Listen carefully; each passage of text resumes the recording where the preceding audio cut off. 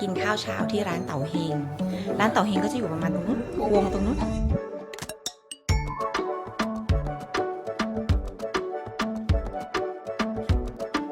เดี๋ยวเราจะไปที่ร้านเต่าเฮงเดินไปตรงนู้นอากาศ28 องศาร้อนประมาณนึงแม่ที่เนี่ยมันดูร้อนจริงๆแต่มันมีลมพัดตลอดเดี๋ยวเลโอแม่ว่าเราต้องเดินผ่านข้างบนไปนะไม่นะมันก็ถูกทางนี่แล้วเลโอจะเดินไปทางไหนเนี่ย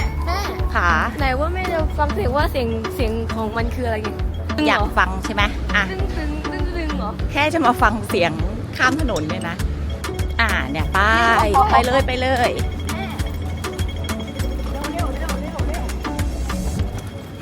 อะไรหนูว่าตึงลืมไปว่ามันเป็นตึงญี่ปุ่นมั้งใช่ญี่ปุ่นค่ะคือถ้าเดินขึ้นทางนั้นก็จบแล้วเมื่อกี้แม่ดูทางเองดีกว่าไหมเนี่ยก็มันไม่มีแม่อ้อมีโอ้ขึ้นชั้น2ขึ้นไปแล้วก็ไปโผล่ตรงนู้นป่ะไป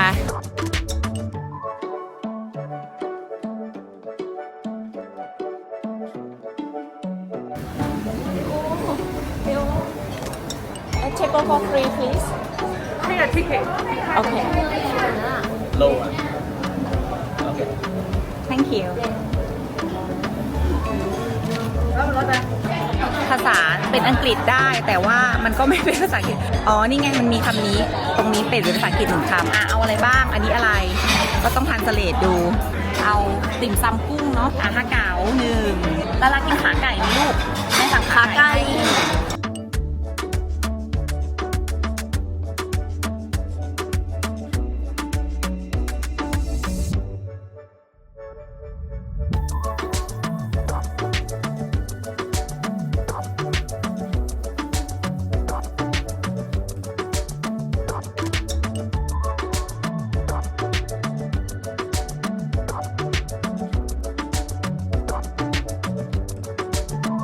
เป็นน้ำล้างที่เราล้างชามเมื่อกี้เห็นปะเห็นมันไหมจากจานชามที่เราล้างเมื่อกี้ซุปเอาไว้กินนี่อ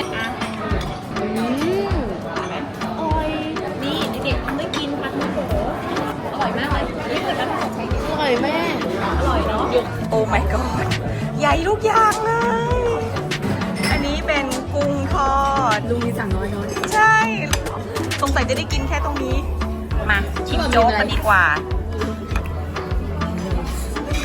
อร่อยแต่เสียงไม่เหมือนโจ๊กหมูลูกอร่อยดีฮะเก๋าลูกแต่ว่าเขามีซอสอัน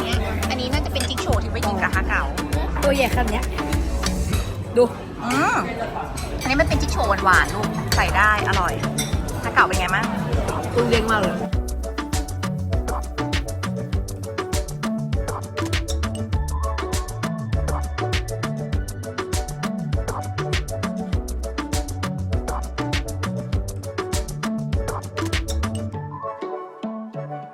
มาที่ร้านเบคเฮาส์เปิดหรือยังเปิดแล้วเดี๋ยวไปซื้อทาร์ตไข่ของเบคเฮาส์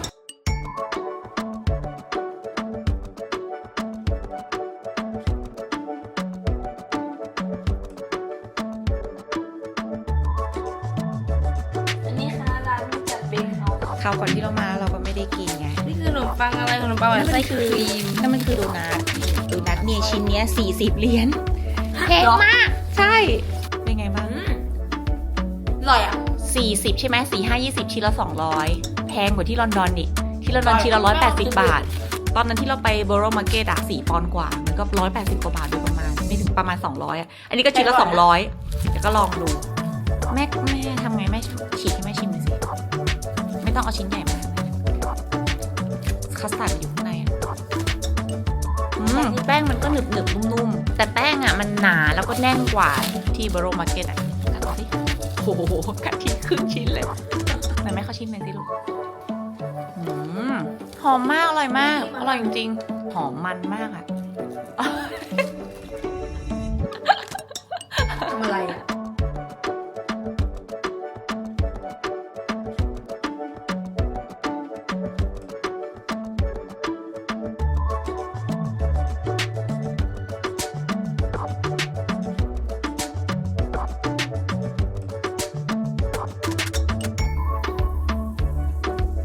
เราอยู่ตรงนี้ไปทางนี้เราจะได้ขึ้นข้ามสะพานเนี้ย เนี่ยแม่ข้ามมาปุ๊บเจอ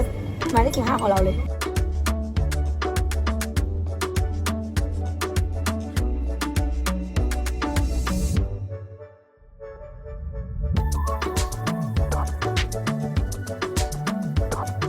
เนี่ยเมื่อกี้เดินข้ามตรงนี้มาจากตรงนู้นประชดชีบก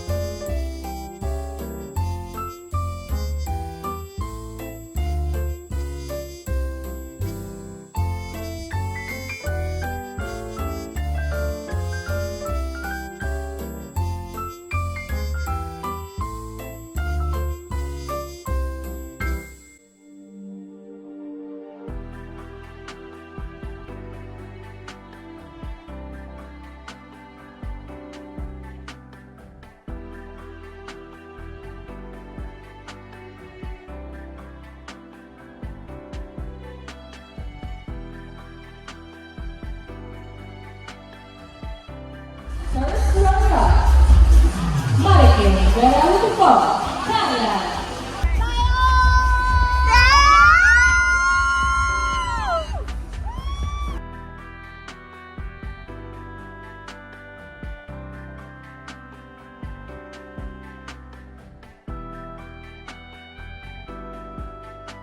The recipient for the Top Star Award from Thailand, we have Tirawat Chantarutai and Marikin Vera Wutipol. Congratulations!